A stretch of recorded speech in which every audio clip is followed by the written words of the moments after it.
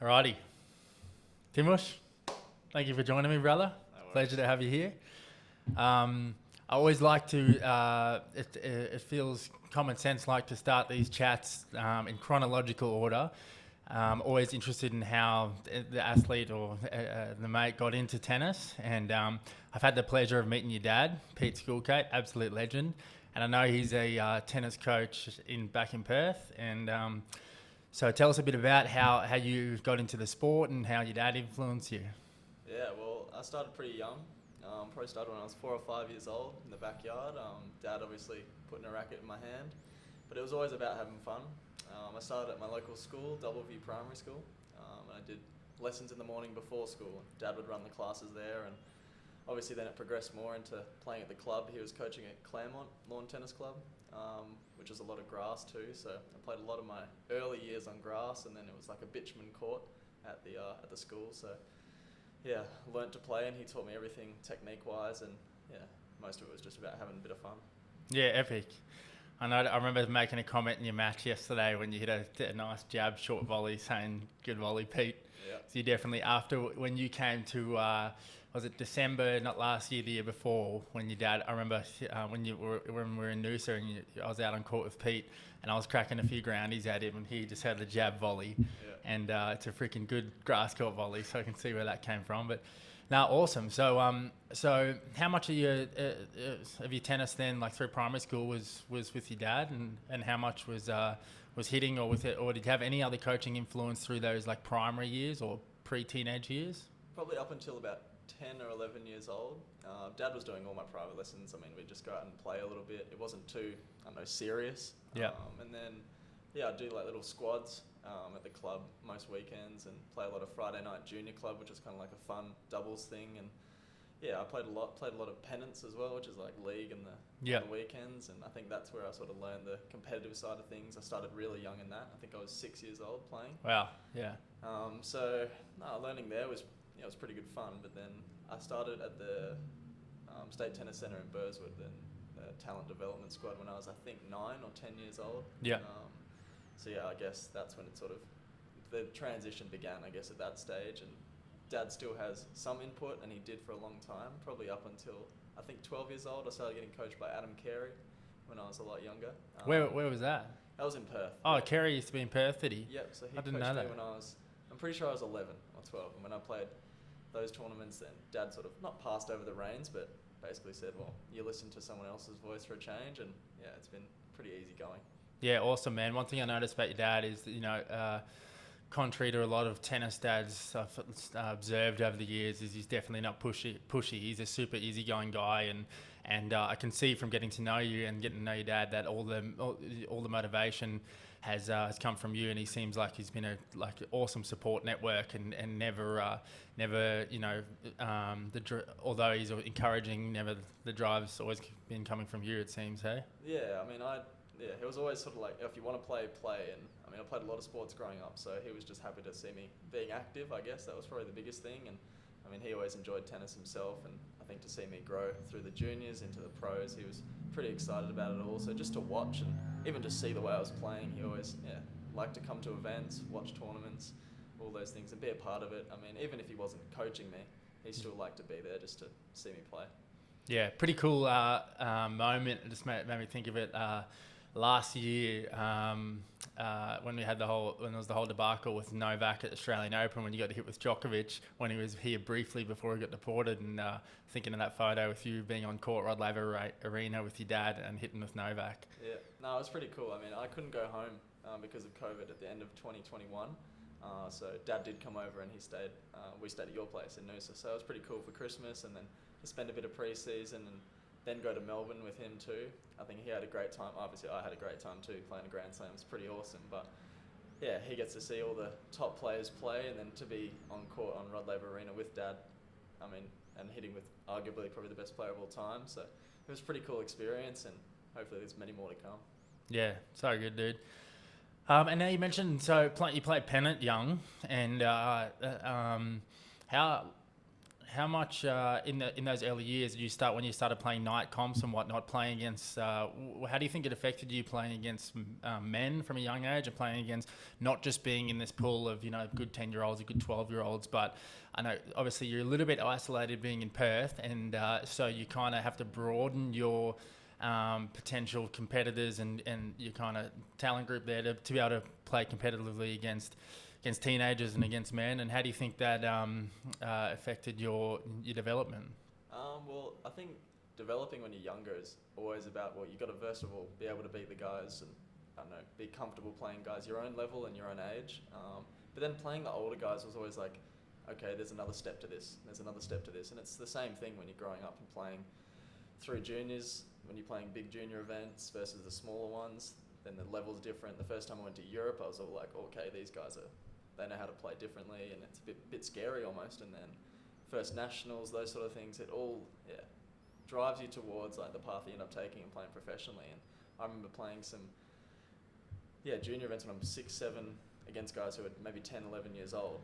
That's already a big thing. But then when you go from being, maybe you're the 10-year-old now and you're playing someone who might even be in their 30s or an actual man, then you're sort of like, okay, they might not be as good as a tennis player of you, but they've played a lot more matches. Different game styles as well. You're not getting a moon ball, or you're getting a serve volley, or For sure. Yeah. So like I'll maybe play a tournament during the week on the holidays, and I'm playing 14-year-olds, and it's just a bit of a moon ball sort of touch fest, and it's completely different to playing then on a Saturday. I might play a club match against a guy who's in their 40s, and he's serve volleying and hitting the ball much harder. Obviously nowadays, when I think about how hard it actually might be, it wasn't actually that hard. Yeah. But when you're a little kid, you're all daunted. You're like, oh wow, this guy's huge, you know. And no, I think I never played any tournaments really with the orange, red, or green balls. I played one green ball tournament. Dad was always pretty adamant to stay with just the yellow balls, and I think that helped with learning to deal with power and different speeds and spins as well, starting from a very young age. So I think that's helped my hand skills and control of the ball. Yeah, it's an interesting one with the different ball colours. I can see the benefit of it. Learning how to rally, it's easy to develop a rally using red balls. But if let's wind forward and say you were bringing up your own kid, or you were a coach of a 10-year-old, do you reckon you'd be inclined to get them on the coloured balls or keep them just on the real tennis ball from maybe young? Like from the very start, maybe at the very start to get them on the coloured balls, just so they have some spark in their eyes. Maybe they're connecting with the ball a bit more. It's easier to control. You're connecting with the ball more often, and you're hitting better shots probably. But as soon as you can get them into the real deal, I think that's probably better, because I guess that's what, at the end of the day, what you got to learn to do, and that's how you play tennis, full stop. Yeah, true. And how much do you think, you always hear these days so often, people are harping on about the benefit of growing up on clay and learning point construction and everything. And obviously your game style is your aggressive game style. Not that you've got weapons that you can use on clay as well. And I've seen you this week looking comfortable on clay. But how much do you think growing up on grass affected, or how do you think that made you added to your game development? Obviously being comfortable coming forward from a young age, and do you think it was beneficial playing a lot of grass court tennis in the early years?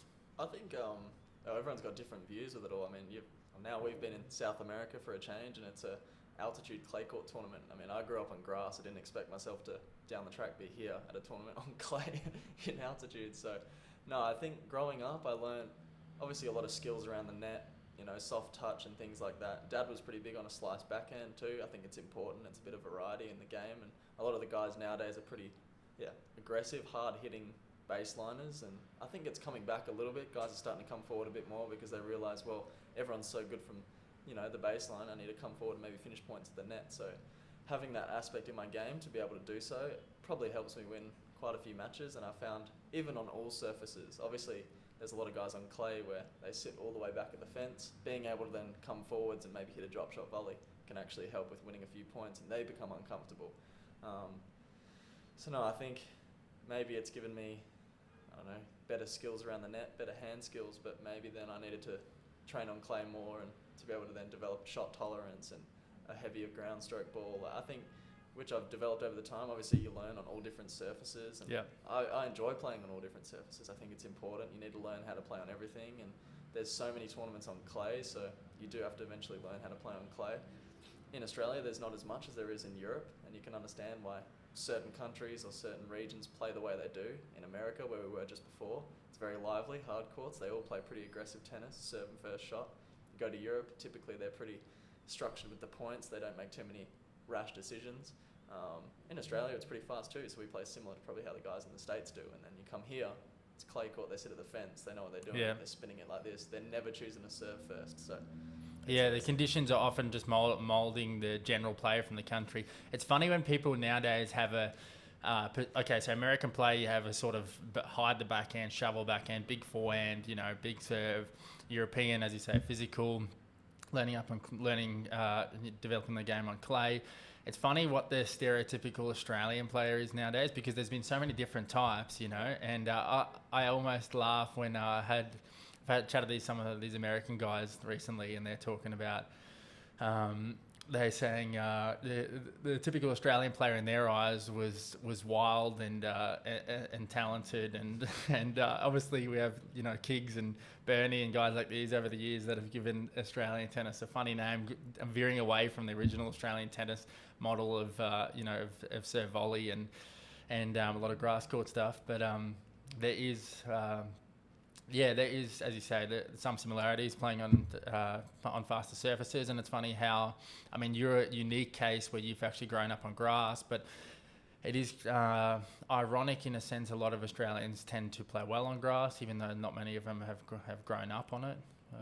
I think typically everyone, learn what they practice every day on hard court, usually in Australia, so you develop those skills. And who you may watch as, Australians growing up, I watched plenty of Pat Rafter when I watched his serve a lot and watched how he comes forward, his net play. I think he did pretty well on grass. So guys like that, obviously, I watched plenty of Nick when I was growing up. He can take the game out of anyone's hands. So it's just it's different how you see all the varieties. Obviously, Leighton Hewitt, completely different. Counter puncher more so. Incredible player too. So it's just funny to see how you got such variety. The wild players or whatever we may be, but there's a lot of variety, and typically we're all pretty good at being at the net, playing doubles as well. It's a common thing when you come internationally. They're straight away going, okay, it's an Aussie guy, he's probably good at doubles too. So I think we all play pretty well and aggressively most of the time. Like, there's not often you see an Australian guy who's sitting at the fence having a grind. Like, he's probably not going to go to Europe and spend 6 months of the year there too. So. Yeah, it's funny. Evan King was chatting with him yesterday about the potential to come to the Aussie Challies, and he was saying will veer away from it because even the lower ranked guys can all play dubs, a bit like Great Britain. You got pretty high in juniors. What did you get to junior ITF rankings? My highest ranking, I think, was 28. Yep. Yeah. Wow, solid. And so, how do you think?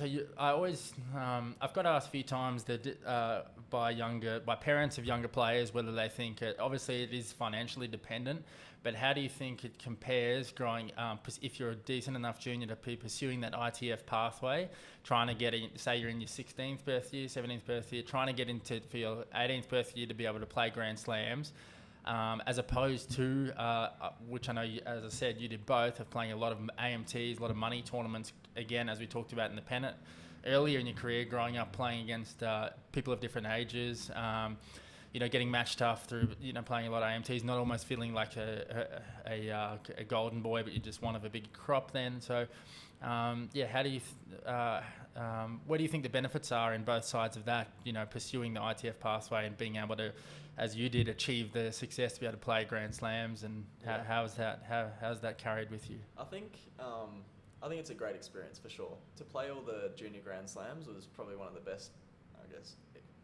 tennis memories of my life so far. But I did it probably a little bit different to most guys in the world. Like, I was at normal school back home in Perth, so I probably didn't have as much flexibility with tournaments as well. Financially too, my family doesn't come from a lot of money, so it was pretty tough on that as well. I did a GoFundMe page actually to help to get me to Wimbledon, which ended up happening, so it was a pretty cool. I remember that. That's when I hadn't met you yet, and I saw that floating around. I met you at about that age when we were both part of the tour crew. But that's pretty cool experience the way that unfolded. Hey. Yeah. So I guess growing up, I obviously wanted to play. I never thought of it when I was maybe 14. I started thinking about it when I was sort of 16, 17 years old. I was doing okay. well, nationally in Australia, I was doing pretty good, and I was always around like the top few in my age group, so I knew that it was possible. I was playing pretty good tennis. I did well in the year before my 18th year, so I played, I think it was 8 tournaments, which on your ranking, 8 tournaments count, and I lost first round in Traralgon, first round Australian Open Juniors, so that already gave away 2 spots, and I did really well for the, I think it was 6 events. I went a semi-final of singles, semi-final singles, 1 doubles in both. With Dano or? I won with Ken Kavrak, and I think I won with George Stewart, the New Zealand. Nice, yeah, I know him. And in the following tournaments, I think I won both singles events, and maybe another win with Ken, and I think a semi-final or something. And this is where doubles points count to your ranking as well, which is a pretty good system in juniors, I think. Helped me a True, lot. yep. Yeah. So did well there, and I think I played 2 more, which are in the school holidays, which I wasn't too pumped about because I had exams coming up for year 12, and I wanted to do well in that, but yeah, I did pretty good in Fiji, which is a closed event, and Sydney too. So I ended up finishing the year, I think I was around 75 in the rankings, and nothing to really defend, and a lot of time to play as well in my last year. I took that first year off university, and I tried to play as much juniors as I could, really. And yeah, I ended up playing Aussie Open. That was through a wild card. So you finished school when you were 17 when you finished school, yep. And then you started studying online, or you? Yeah, so I started studying through UWA in Yeah. Perth, but then I quickly was like, okay, well, if I want to try and play as many weeks as I can and try and play the Grand Slams, I need to put that on hold. So I did. Yeah. And I took that year off, any study or anything, like even to go to college too. I did some visits to the US colleges at the start of that last year after the Australian Open. You went purposely to visit, or you're playing in the US? No, I went purposely to visit, so I thought it was an option. I still wanted to probably balance both, and I just wanted to see how my junior last year would go. Yeah. So yeah, I went and played. I could have stayed and played the same tournaments which I did the year before to get the points to make myself 75, which are in Melbourne and Mornington. But then Dad and I sat down, and also Andrew Roberts, he was my coach at the time too. We were talking about maybe playing a few weeks early in Europe, which then again, like, it's sort of a risk reward. You play tougher opponents and tougher tournaments, but if you do well, you get more points and your ranking goes up. I started off the trip pretty poorly. I went with Dad early. Is this on clay? This is on clay as well, so I probably don't want to be playing too much of my tennis on clay. I think I'm suited more to the faster surfaces, but I went over, I lost first round in I think 2 of the events, and maybe the quarters in one of them. So I got a few points, but my ranking went down because I lost points from the year before. But then I went really well the 4th week. It was the last week with Dad by myself, and I won the tournament there, grade 2 in Italy. And Epic. that was probably a big turning point. I mean, I went up the rankings a lot. I then became a sniff at making the main draw in the French. I did just miss out, but I played the qualies there, which is pretty cool. And got to play main draw doubles too with Dane Sweeney, which was a pretty good time. Then the grass court season came around, and felt right at home. I mean, I always saw my name in the draw and thought, well, hours played on grass versus the field, I'm probably up there with the highest there. So I think that helped a lot. I did really well in the lead-ins. I think I made a semi-final in a grade 1 and a 3rd round at Wimbledon, which is great. But getting into Wimbledon directly was a result of winning a doubles tournament with Dane on clay. So we won the lead into the French Open in Milan, which helped me then get directly into Wimbledon, which is great. I think I might have even been the last direct acceptance. So, I mean, obviously that was a dream of mine growing up, and unreal. Learning tennis on grass from my dad, and then he came. I was lucky enough that doing so well in those in the tournaments before, then gave me a certain ranking, which helped with the how much the trip was going to cost, because it was certain ranking was going to cost this much per day, certain ranking was going to cost this much per day, and I made, I think.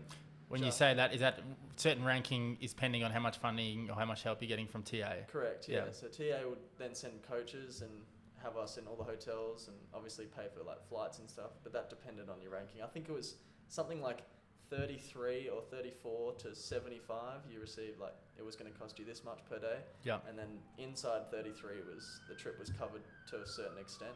And I finished the trip, and it was throughout the trip, whatever ranking you were. The last week when I played Wimbledon, I made the 3rd round, and then that put me up to a ranking of 31.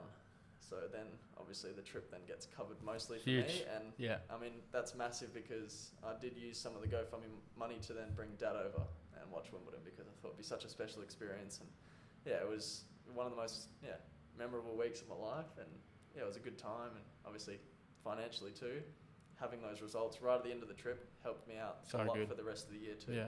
Did you feel any extra pressure after putting a GoFundMe out there and doing it public and trying to get help from people? Did you feel any extra pressure for those events? Or? I think, well, me personally, I'm not going to be the person who's asking for things all the time. Yeah. I'd rather sort of just do it myself. And yeah, if the results come my way, I don't want, asking all this help all the time. And I think I was just in a position where I knew that when I turned 18 that I was going to be paying for my tennis expenses. So it made a big difference, and it helped so much to be able to then have a bit of a, financial ease, which then obviously at that age, you're not really thinking about it too much. But now when we're playing, like, you obviously realize how much it really costs to travel and all the expenses and some of the lengths you may go. So it helped out a lot. And then obviously through the year, I played, I think, 2 more tournaments after that, juniors. I played in Canada, I lead into the US, and then I played the US Open Juniors. And I think I was the only boy that played that year. Obviously, Rinky went as well. He was the same age as me, and he played, but he was at college. So the college was sort of doing the trip for him, but Tennis Australia only sent me as a junior boy playing that Grand Slam. So financially, that was fine too. And it was my mum's dream to go to New York for her 50th, and I think it was a year later that I was playing the juniors, and I sort of thought, well, okay, it'd be a good thing to use the rest of some of this GoFundMe to then bring her there. It's such a cool experience for her to see me play, which she doesn't get to that often. But then also she comes from Kalgoorlie, which is a small town. I know you know something about Kalgoorlie. I know Kalgoorlie, mate. And so moving to Perth was already a big thing, but then to go see New York was just amazing for her, and I'm glad that not only did she get to see New York, but then also to see me play in a Grand Slam was pretty cool too. Yeah, so good, dude. I've always just loved the way that you get your relationship you have with your parents, and just it's super heartwarming to it. Yeah, just those moments when bringing your dad to Wimbledon, bringing your mum to US Open, it's so good because I appreciate the way you recognise all the sacrifices they made for you, and it's awesome that you to have some of those experiences together and celebrate your tennis together, and love it. And so. How much? So you've obviously been in a similar. Obviously, there's different players. You mentioned Ken Kavrak. We were chatting about him at dinner last night. There's different players that have come and gone, but there's been a pretty consistent trend there with Rinky, Hijikata, Dane Sweeney, and yourself, all being somewhat in the top 3 or in and amongst the top contingency from 12 and under until now for your birth year. How much is, and I know you're really good mates with them, which is super healthy and epic, but how much do you think, that having that, pushing each other and seeing, so right now, seeing like the success Rinky's had, he made his first semi-final of a tour event last week, obviously winning Grand Slam, Australian Open doubles, but how much between you three, let's say when Rinky's having success like that, or if in amongst you three, if the other two, you and Dane, have had more success than Rinky at whatever point, how much does that play a part in motivation, or does it can it create anxiety to feel like, shit, I'm falling behind, I need to stay with these guys? How much, what does that feel like to you? I think all of juniors, we're all sort of similar ranking. Like, someone might be doing well at one stage, then someone overtakes, and it's just it's a long road. You play for so long. So I think I don't get too caught up in who's doing better or anything like that. I'm pretty focused on myself, but it's always nice to know that, okay, well, if, for example, we were 16 maybe, and I was doing pretty poorly compared to those two, and Dane was winning a lot, and then obviously Ken was even still playing quite a bit at that stage, and he was winning a lot. Rinky starts doing well. It's just it's almost like a cycle. Once someone does well, then, I think it just motivates you. It gives you belief. You know that, you're all pretty close, that if they can do it, like, why can't I do it, almost? So yeah, even in juniors it was like that. Rinky the year before did really well in juniors, and I thought, well, okay, like, he's done so well. Dane and I in the last year played more juniors than Rinky did because he'd already sort of played all the slams. We did well as well. We made all the slams too, so it was kind of like, we all just did it in like a bit of a cycle. Even playing futures too, our first professional events. Like, one of us had won a title, then I think Rinky won a title, then maybe I won a title. Dane had made a few semis or finals, then he won a title. It was kind of all like, we were all going up the rankings together, and everyone's going to go at different speeds and everything in life. So I don't know, if you're not too focused on, oh shit, okay, Dane's 110 in the world, or Rinky's 80 in the world, and I'm 400 because maybe I've had a little layoff or something like that, or haven't been doing so well. I don't think you have to be too worried about that. Yeah. Deep down, you know that you want the best for each other too. Like, it was awesome to see. I mean, it was amazing to. Maybe I'm the reason that Rinky hasn't won 2 Australian Open doubles titles. Yeah, I was going to follow up with that. So you played. So for anyone listening out there, you played with Rinky the year before. You did win a round in Oz Open though. Yeah. And you lost second round. So you definitely. So he showed that you were the dead weight for that. Yeah, it's pretty obvious. Yeah, it's pretty obvious. No, but I think just seeing each other have success is great. I mean, you grew up together and you played so many tournaments at such a young age. We were a part of the World Junior Teams team when we were 14 years old. So, I mean, it's a pretty cool experience to then think about. Sometimes I look back and I think someone showed me a photo not too long ago of us there, and it's pretty hilarious to see us little pipsqueaks there playing, and then now we're playing in some pretty big tournaments. So hopefully we can continue to keep rising all together, and yeah, hopefully that's a continual thing. Yeah, man, I love it. I love seeing the success of you three, and ever since getting to know you and Dano super well, I've always been in awe and admiration of how healthy your competitiveness is, and I feel like it's always been a case of one person doing well, it seems to just fuel the other person. I've never like sensed any sort of jealousy and things like that. It's been it's super cool because it definitely can go the other way. And so I'm going to get you to reiterate a story that we were talking about last night. Speaking about you and Dane playing doubles at Thailand, you mentioned that so you guys played a Cali in Thailand in the last year together playing doubles, and you mentioned you were playing that junior event and you were sharing the same towel. Yeah. No, we're pretty close. It's fair to say. You're probably in the same sort of boat when it comes to being pretty close with Dane. But yeah, look, I think we just always try to have a lot of fun when we're playing, and we just thought it was a joke. I mean, when you're growing up, you always try to make a joke out of just about anything, and you know Dane and I pretty well. Like, we could be talking about a blank wall and it could probably end up being a funny story. Yeah. And yeah, we played a junior event there. It was a grade 1 at the start of the last year of juniors for us, and we used a towel and we'd call it the Atmos towel. Yeah. So obviously we're not probably sweating as much as we are nowadays, but looking back, it's hygiene funny. Isn't of concern at that age either. I mean, when in Rome, but in Bangkok. So anyway, we were playing, and throughout the week, we were obviously sweaty. Like, it was probably a new thing for us being so humid in another country, and we just thought it was hilarious to use the same towel because, as you know, you're that young, you're like, oh, I wonder what people think. Imagine what your opponents are thinking. Your opponents are like, these guys are gross, like, what's going on? But, I mean, we just thought it was funny. So then, fast forward a few years, we're still playing it's a pretty serious event. It's a challenger, and we just thought, we'll just run it back like we did last time. And we had success when we played juniors. We won that tournament, so we thought it'd be pretty funny to do it again. And yeah, you can fast forward and think about what seeing 2 21-year-olds are doing using the same towel. I sweat a lot. Like, it's pretty crazy, so it's probably more so a bit gross for Dane, but yeah, we'd just laugh it off and make a joke about it. And it didn't quite go as planned. We lost in the semis that week, but it was a good time. Yeah, awesome, man. Love it. Good stuff. So being from Perth, and so obviously you're a part of the NTA, national part of the Tennis Australia Scholarship Program. You've been based at Brisbane since we used to have the Atmos House apartment together with a bunch of other players through COVID. And how has it been for you being, obviously, firstly, we're in the, we were chatting last night about how many weeks we have to stay away, and thinking about, people going on holiday now. For us, going home is a holiday. But and then for you, so we're talking about, potentially going home after Winnipeg, in whatever that is, 8 weeks or something like that. And then when you go home, you're not really going home. You go to your training base in Brisbane, and obviously, you can throw your 2 cents in. But I know you love it, the training environment there, and I've had a small part of that in training environment there, and it's an awesome one. But how do you manage firstly, not going home back to Australia very often, and then when you do, having to be based in Brisbane and not being able to go back and see your siblings and your parents and be in your own home?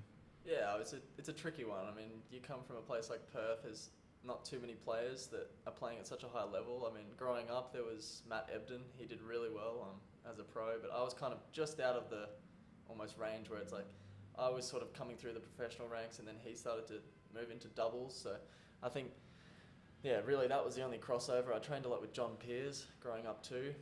Juniors-wise, there wasn't a whole heap coming through either, so it was pretty tricky. A lot of people would go to college that were a bit older, which maybe could have helped, I guess, my journey as a junior. I trained a lot with Scott Jones quite a bit, Jake Faundes, a few older guys who were at college when I was very young, maybe 16 still. So it's never easy. I knew that if I wanted to play professionally, Andrew Roberts, my coach, was always like, well, if you're going to take the next step, you probably need to make a change and you can't stay here. And I mean, travel-wise, that's a long way. So it's a 5-hour flight to Brisbane, so it's pretty far. You try and tell someone here in Europe that I live 5 hours away from where I train, they sort of look at you like, oh, okay, it's not a long drive, but it's a flight. One side of Europe to the other. Yeah, and you're still in the same country. I think I knew that I had to do something, and that was when 2020, COVID times was pretty tricky. I could train in Perth and do all that, and it was great. Like, I had my coach there and everything, but I couldn't play any tournaments, so I had to then go over to Brisbane, which is then great that I had a house to live in, and we could all, share those pretty fun times playing UTRs and playing a lot of matches, training the house down, and it was it was a great environment for that time. I don't think there was much better option. Maybe if I could have somehow played a semester at college, I probably would have done that too. It's a lot of competitive matches, but having the UTRs there was great. We lived a 2-minute walk from the courts. We trained every day there, so it was a pretty good time. But I knew that if I wanted to develop and become the best I could be, that was where I needed to go. And I've been there, I guess, since. When people say where's home, I don't really know what to say. I've got a few addresses where I've shipped some boxes of clothes and rackets and this and that. So I do like to get home, obviously. I mean, I spent my whole childhood there up until about 18, so it's nice to get back home. I live very close to the beach. I'm there every single day, and to see my siblings too. I'm the oldest in my family, so I mean, it's also tricky for them as well. I mean, they don't get to see their older brother all the time, which is not easy. I mean, I want to help them too, and they can't see me too often. It must be a weird situation. I think about it myself, but for them too, I don't know how they must feel. And my parents probably knew that if I'm going to continue doing what I'm doing, I'm not going to be home too much. But that's just the way it is. It's simple. You got to pick it. Like I've heard this often lately. Pick your sacrifices. There's always going to be some sort of sacrifice, and it's a sacrifice worthwhile, as you say, if you're going to push to the next level and sacrifice missing out on some precious family time. But I think it's an awesome move. And looking back on that time when during COVID when we had an apartment together with a whole bunch of us. It was so cool just being surrounded by tennis.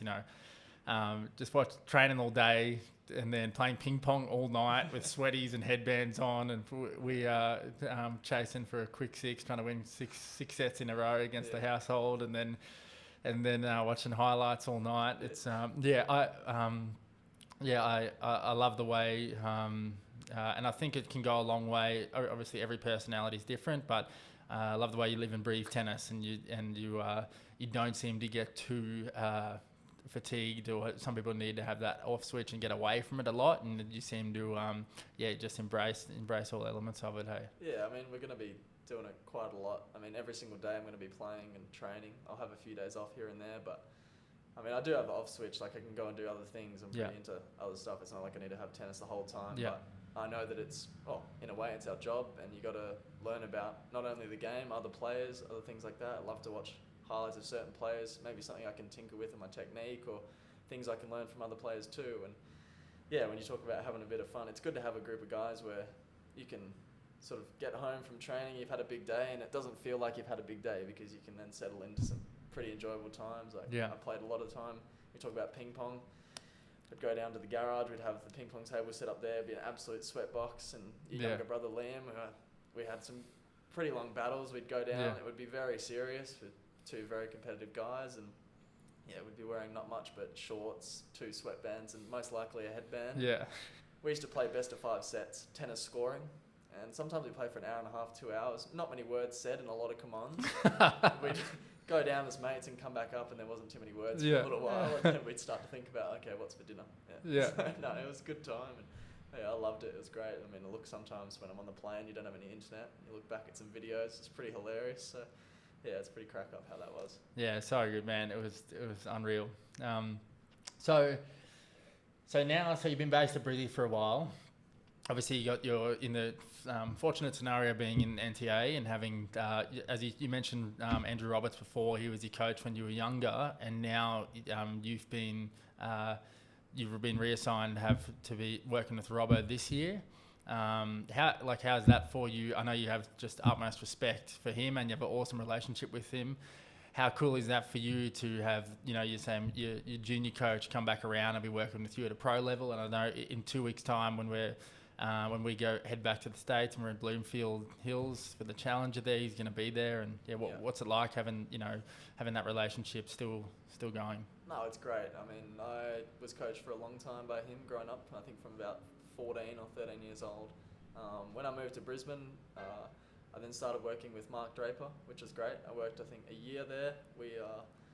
I was sharing him with Dane and I think Rinky, and it was good to have different, people saying different things. And obviously, trusted words from someone like Mark, who's worked with a lot of great players, was awesome. And I think for my tennis too, he was great. He was a little bit old school and would help me with transition and getting forwards and playing a lot of net play, and that's big for my game too.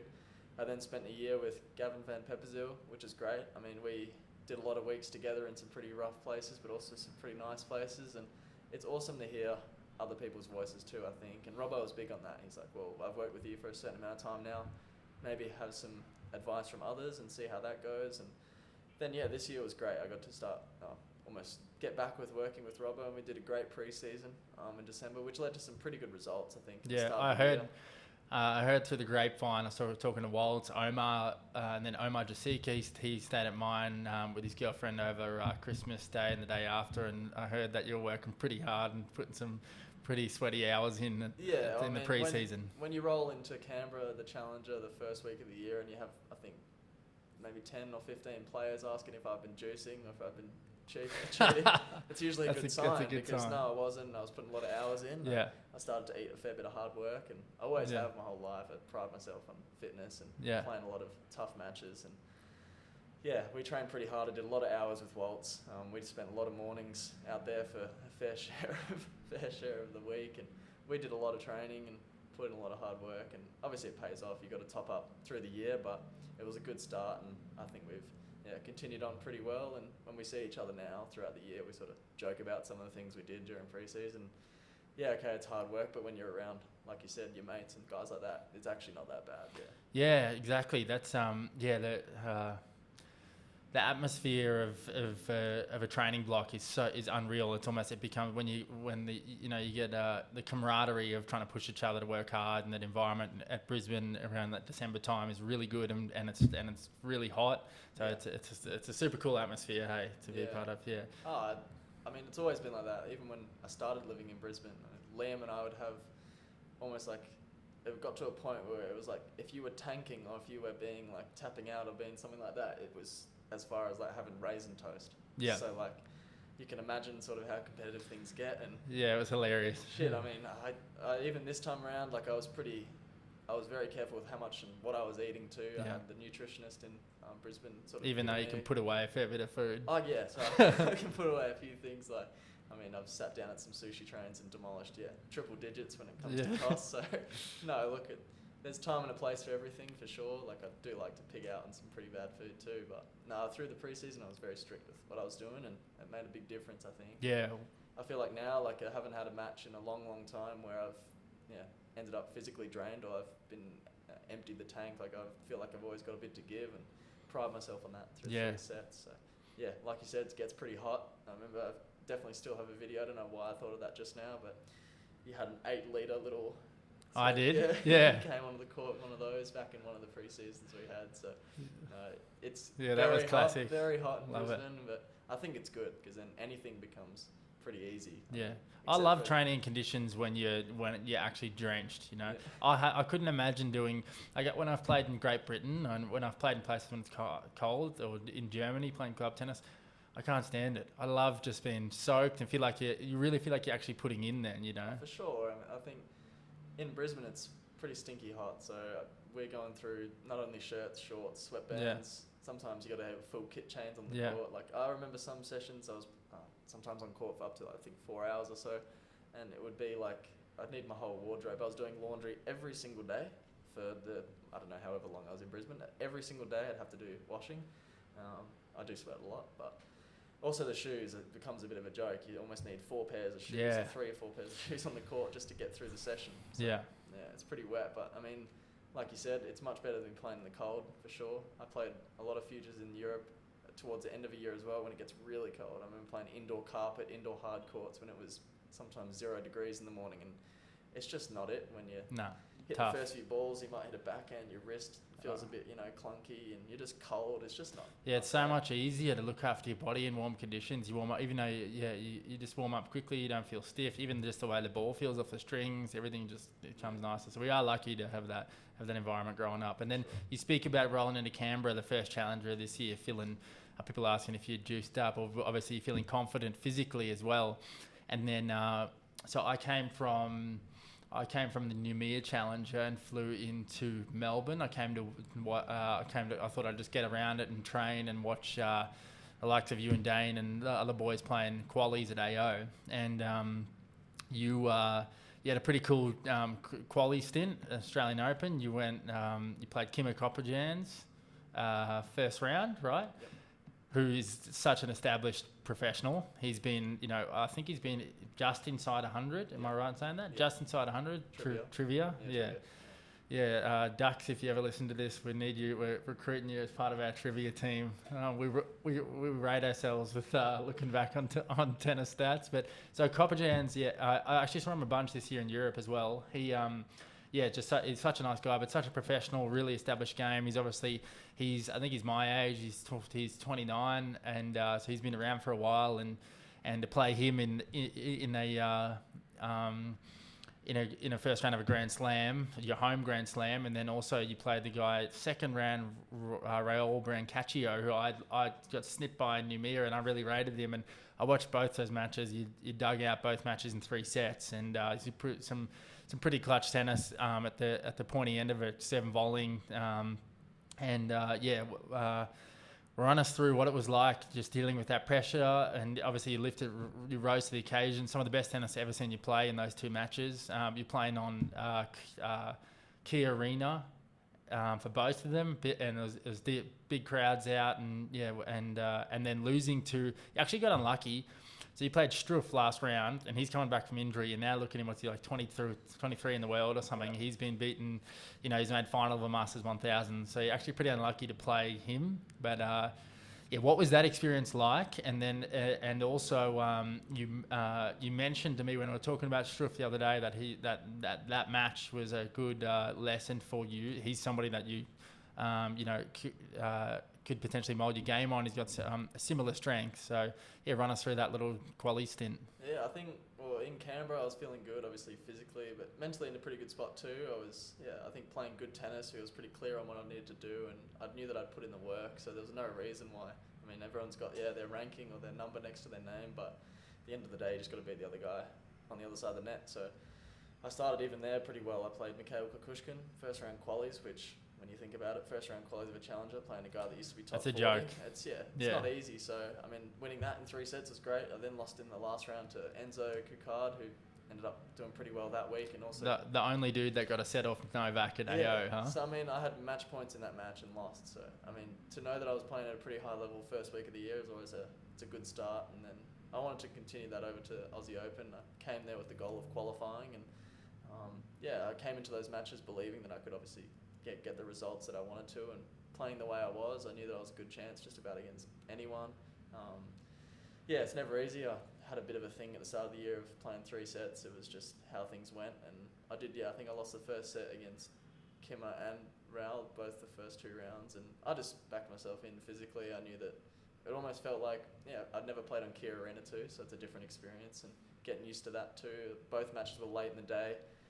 Obviously you're nervous, you're anxious about those matches, and you try not to think about it all day, but I mean, what else are you going to do? So I think the way I presented myself, not only on the court, but just like mentally throughout the week was good. I think I backed myself in and played aggressive tennis, and pieced together some pretty good performances, and came up with some pretty good stuff late on in the matches too, where I won the first round in 3 sets and also the second round in 3 sets. And I think I just got better as the match went on, and the confidence obviously grows when you start beating guys who are higher ranked than you and who've done some pretty good things. I know that Kim has been top 100, and the Raul won the week before he won a challenge. Yeah, 100, 125k or 100k the week before. So I mean, I think just knowing that the way I was playing and how I was going was pretty good, and I came into that match even playing Struff and going, like, I was speaking to Liam, he was there with me, and we were sort of going, it's a good matchup, we're both serving pretty well and if we can jag a few points here and there and break, maybe it's a good matchup for me. And I went out there, I was playing all right, didn't play as well as I had before. Maybe if I played on Key Arena, I would have played a bit better. Yeah. But no, it was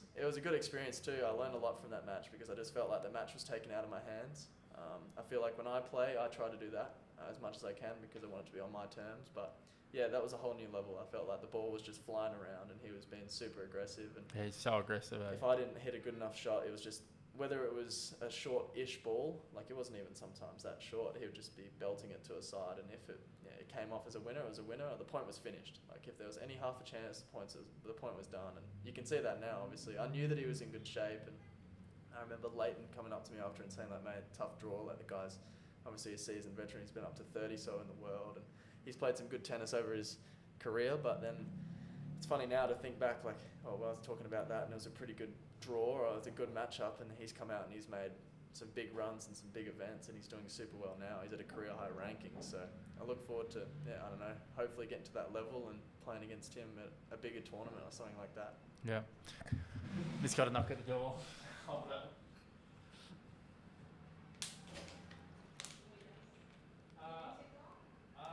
No, we check out tomorrow. No service. It's okay. Gracias. I thought it was Carl's for a sec. I just got PTSD about this thing stopping, so I'm just checking this is still going. We're all firing.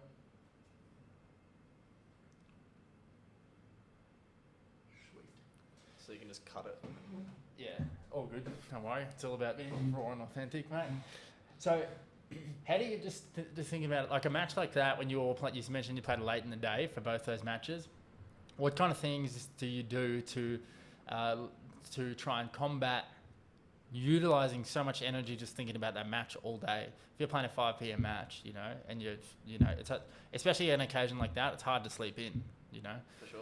And so, what do you do during a long day like that? How do you go about trying to keep your mind fresh so you're ready to go at 5 p.m? Everyone's obviously does it pretty different. Yeah.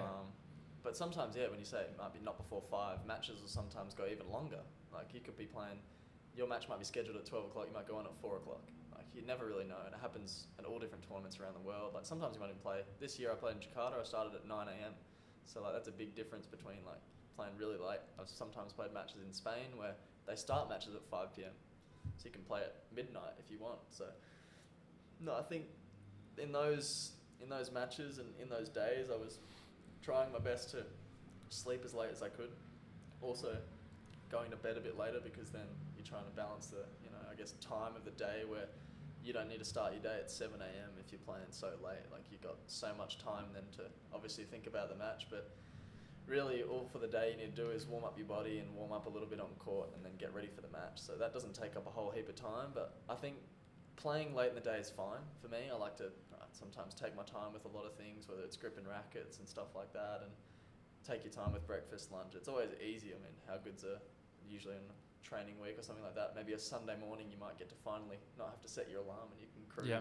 Treating it a little bit like a day like that, knowing that you got to play later at night. So I tend to play a decent amount of video games when I was growing up. So I have like the PlayStation with me, whether I was watching Netflix on there or there was music. It's a way to switch off as well. Just a way to tennis. not think about tennis and whether I'd speak to mates or something like that back home. And it's just a way to then get off it and think about something different, so you're not always just drained in on the result or maybe the match itself. So I think throughout those days I was listening to a fair bit of music, which is pretty calm as well. I wasn't trying to pump myself up because I knew that the day was going to be pretty long, and I'd just stay pretty cruisy. I'd get in at a relatively comfortable time to the courts. I'd take my time with eating and getting my body ready to play and warming up. So I think I managed it pretty well, and it was obviously I'd drink a fair bit of coffee, and that sort of keeps you going late at night too if you really need something. And not only do I like it, but I think it then helps to, maybe you've had a big day and you might have a little, I don't know, I was drinking a fair bit of Ice Long Black. That would then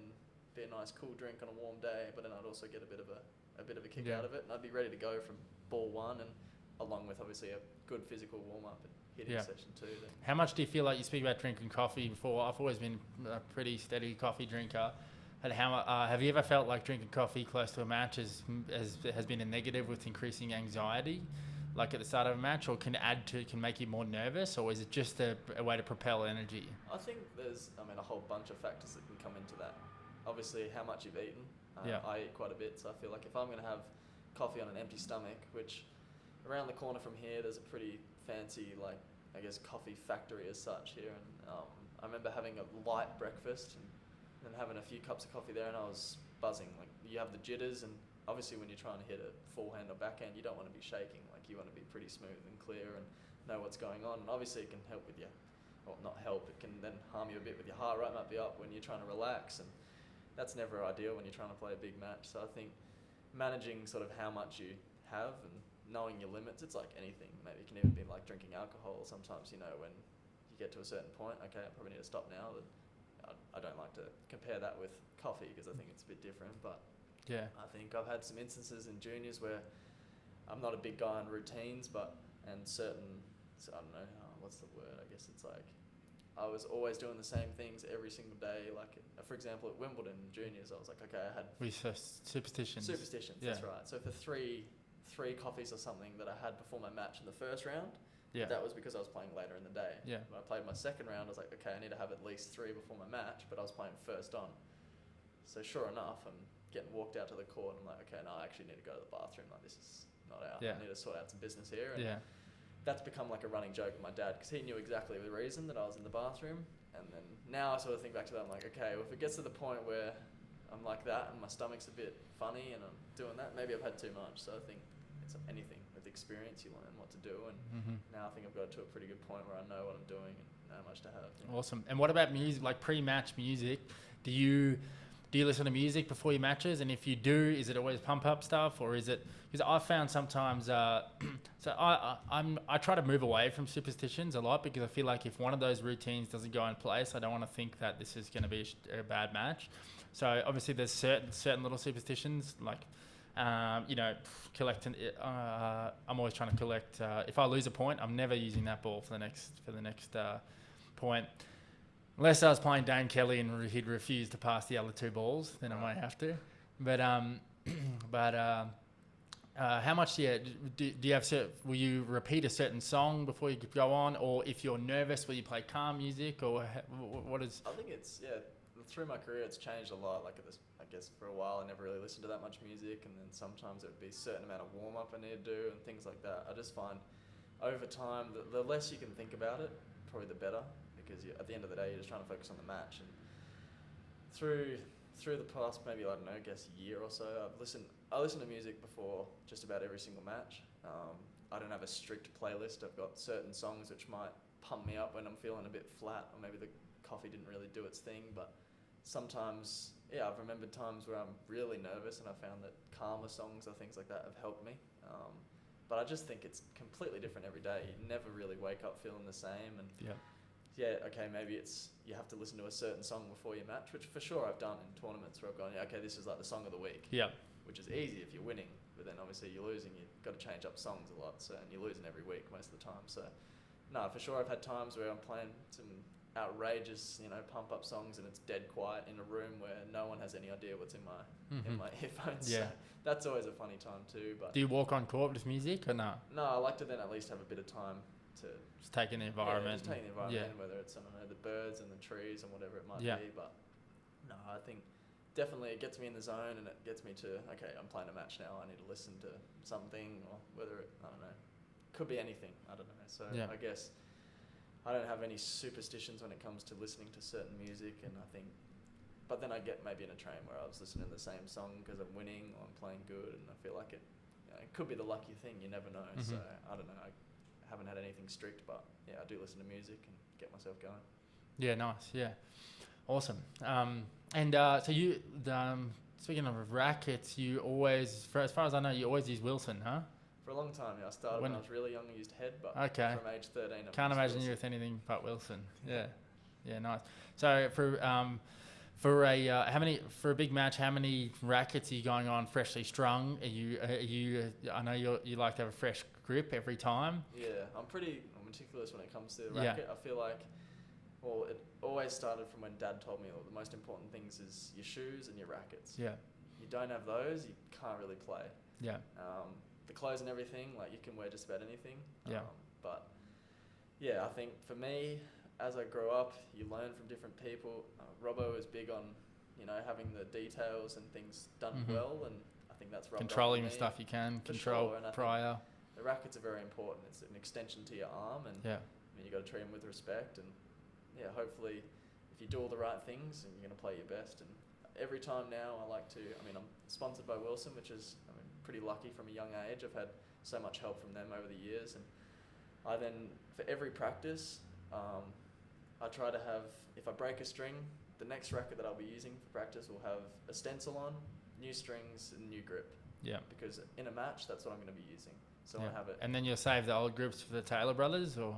Well, yeah, maybe they might need a spare one, and even on an extended racket, they could probably use it, and it will go halfway up. But that'll do for volleys or something like that. So, yeah, you never know where it might come in handy. An old grip might turn into a headband or something like that too. In the garage. Yeah, sometimes you put it on a ping pong bat. But no, I'm maybe a little bit more pedantic with that than other players. Like, anytime I break a string, the grip comes off, I string it up. And I did a lot of time as well, stringing with the pro stringer, who another mate of yours, and he's here too, Ruben Statham has made, and strung so many rackets over my time where sometimes, it might be a hassle. I remember playing in Italy last year, and I was staying with the Taylors, and that was, I think, the best I've ever strung my rackets. I started stringing a new racket and changing on the match with new balls. So through futures, it could be anywhere from 11 and 13 change to then a 7 and 9 change in challenges and tour events. So I then started doing that last year because I broke a string in a match, and it was on a pretty important point. It started last year, and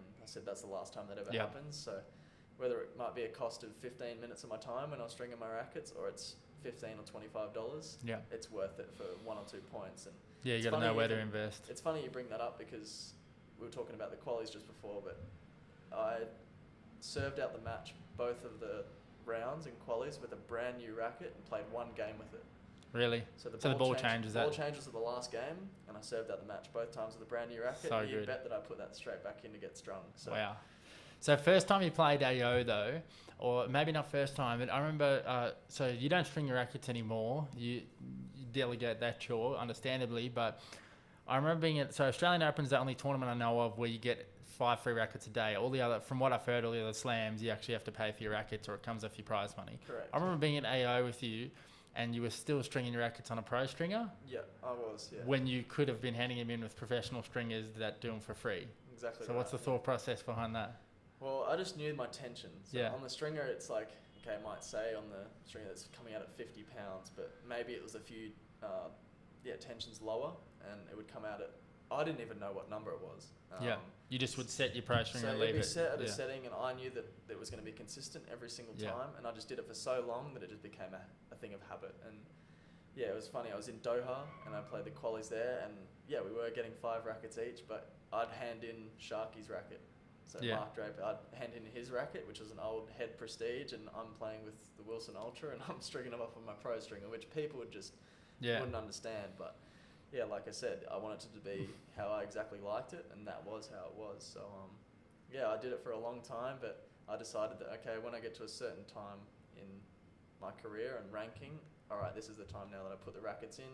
I don't want to have to worry about it, because you realise that if I'm stringing up 4 or 5 rackets, like we were discussing before, for a match, which is new balls and a challenger, unless you're really gunning it out and you can do it as fast as some of the guys who string rackets every single day, maybe I could do 4 rackets just under an hour and a half, or if I'm locked in, maybe I can push an hour, something like that. But that's not really an hour of locking in that I want to be spending. That's an hour of kind of hunched over a table. Yeah, you could be feet up with the Normatex on. For sure, but now, like I said, I'll have 4 or 5 rackets for every single match. And it could be the difference. Like I said, I served out a match twice with a brand new racket, which might have cost me, Australian Open doesn't cost you anything, but maybe $20, $25 at a tournament. And if that's going to be the difference between me winning or losing a match, I think it pays for itself over the time. So anything like that, you got to invest into yourself in tennis. It's a sport where, there's not a whole lot of money floating around, but right at the top there is. And if you don't invest everything you have into the game, you might not give yourself the best chance to get up there. Yeah, that's it, man. From what I've seen, people that are making it, it's just choosing where you're you want to budget and where you want to invest, and there's definitely just those sort of things that it's worthwhile investing. You got to act like a professional, act like a top 100 player would for a lot of instances, you know, to get there. So right now you're sitting just outside 300. Yep. Oh yeah. So and your career high, have you dipped inside 3? You have briefly. I think just for like 1 week or Yep. something like that. Yeah. So what does it take? What does it take for you to? Firstly, I'll give you a 2-part question here. Do you set ranking goals as the year goes on, and what is it going to take? What do you in your game do you think to be able to push to 100? I think over time, like I was never massive on writing down goals. I didn't want to have too high, not expectations. That's probably not the right word, but I guess I don't want to be pushed around by a number or anything like that. I know that if I'm giving myself the best chance every single day to get the most out of myself, then the ranking will take care of itself. But at the start of this year, I think I started around just inside 400, maybe something like that. And the goal is every year I try to half my ranking. That's always like a rough goal of mine. So if I can finish inside 200 this year, it'd be fantastic. Yeah. I mean, ideally you want to be playing the Grand Slam qualies, which is sort of the next step. I feel like where I'm at now, around 320, is sort of not a nothing ranking, but inside 240 is where things start to get a little bit more exciting. You're playing bigger tournaments, always in the main draw of challenges, you're playing Grand Slam qualies, and there's a bit more money obviously too. So I think that's the next step for me. Trying to make the Slam qualies by the end of the year would be great, and anything better than that would be fantastic. But for me to get to that level, I feel like you got to have a pretty similar difference between your best and your worst tennis. I think that, as you can probably speak from experience, there's guys all around the world who you might look at and go, how is his ranking 500 and how has he played for 10, 20 years and he's never got inside 500? You look at him and he's playing maybe top 100, top 200 level. And there's guys in the top 100 that you go, how are they there? So I think the consistency of bringing a good level and I don't know, mental performance every single week that you play is probably the key. And if I can improve my worst tennis, it sounds a bit weird, but improve my worst tennis, then I feel like I'm going to have more consistent results and better weeks in bigger tournaments. Therefore, the ranking should go up. But yeah, it's the old saying, you're only as good as your worst day. For sure, yeah. And I think, like I said, there's so many guys who I've seen and played that I go, wow, okay, he played really well today. You check back and their best result might be something so subpar that you go, wow, that's a bit weird. So hopefully I can do my best to keep improving and work on not only my strengths but my weaknesses too, and I think hopefully the ranking will take care of itself. Yeah, awesome. And as you said there, okay, so you're in the NTA and you've got what, year and a half left in the NTA to be 23 and under. Yep. What do you foresee after that? After you in your 24th birth year, obviously it's all ranking dependent. But when you're at that stage, let's say you are sitting, let's say you are sitting at 200, which I believe I'm definitely backing you to be higher than that. But let's say you're sitting at 200.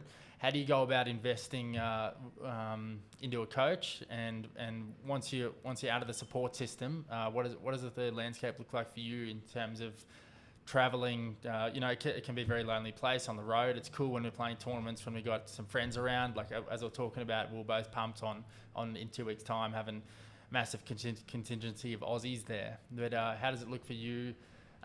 If you after you're out of the NTA and employing a coach and managing the finances, if you're not inside that that main draw Grand Slam level, what do you foresee for that time?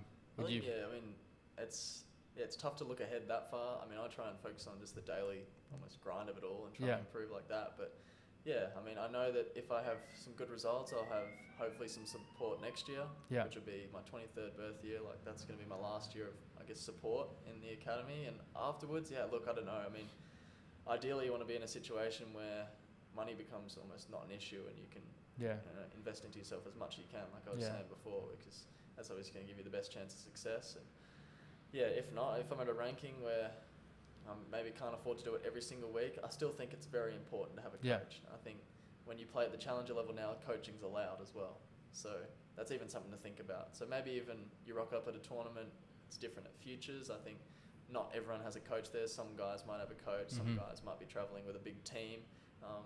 and that could sometimes make a difference. So I think you'd almost feel like you're missing out a little bit on maybe some pointers which could make the difference in a match. Yeah, Like, it's crazy. Like even so, yesterday I was playing doubles, and even so, you were watching my doubles match and having that outside perspective. You know, when you're playing a match, it's not that you need somebody that has to know more about tennis or be so knowledgeable to be in your corner, but having an outside perspective. And so when you were watching our match yesterday, you were reiterating to me, just pointing out, hey, man, he's pretty much just only serving backhand and body to you, and keep going after your returns. Maybe you recognise I was missing a few and I was backing off a little bit.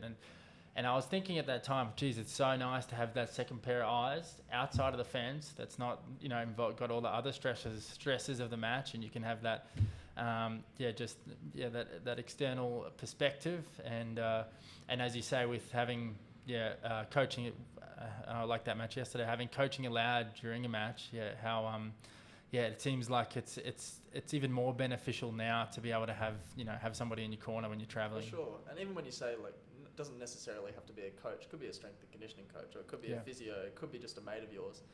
Last year I travelled to some challenges in Thailand and brought a mate of mine who's pretty involved in tennis too, Josiah Tyson, who I do a lot of stuff when I'm home. He feeds me balls, and we're good mates. And even to have him just watch matches of the guys that I was playing and saying, like, okay, maybe he serves here on some big points, and just knowing one or two little details can make such a big difference in a match. And like I said, with coaching being allowed, like, I think it's almost not necessary, but it's a benefit to have a coach there with you. And when I get out of the program, or when I'm at that age where financially I'll have to decide if I invest into a coach or into other things or travel, and we were even speaking about this the other night, like you were talking about how much you saved your money and played tournaments and spent it on travel versus maybe can you go back that many years, you would have put it into having a coach. And I think I'm pretty big on having someone there and someone to tell me what I need to do, or someone to give me their 2 cents worth. Yeah, say, even like, someone to look at during the match. For sure. Channel that, it keeps you kind of centered. You've got a rock. You can look at when you go onto your towel. You got somebody to fist pump at.